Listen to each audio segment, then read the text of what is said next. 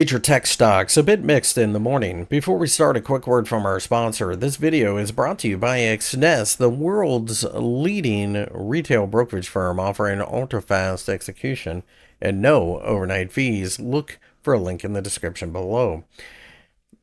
Google looks as if it is trying to open up about where it closed during the previous session after a stellar earnings call that had a gap higher and then slam lower.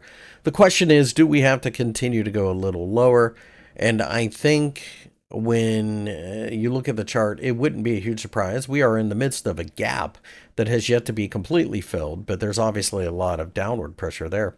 If we pull back at this point in time, I would anticipate that the $185 level could offer significant support. I certainly wouldn't want to short Google at this point, but I recognize that maybe we are just a little overextended.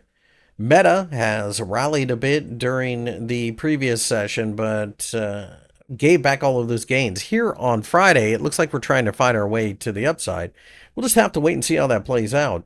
The market is breaking out of a downtrending channel in the confines of a much larger move to the upside. I do believe that this is a market that will continue to see a lot of interest, and I think the $700 level remains crucial. As long as we can stay above there, I think you have a real shot of going higher over the longer term, perhaps revisiting the highs near the $745 level.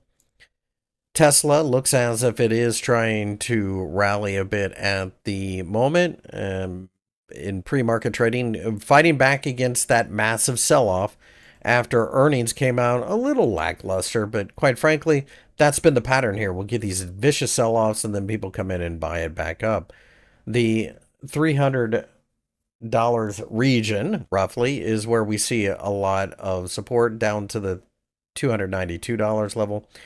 It does look like there's a little bit of resistance at $333, but ultimately the ceiling at this point is $365.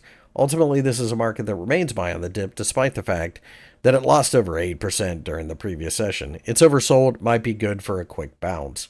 My name's Chris. I work for FXEmpire. If you enjoyed the video, give me a thumbs up and subscribe to the channel for more analysis.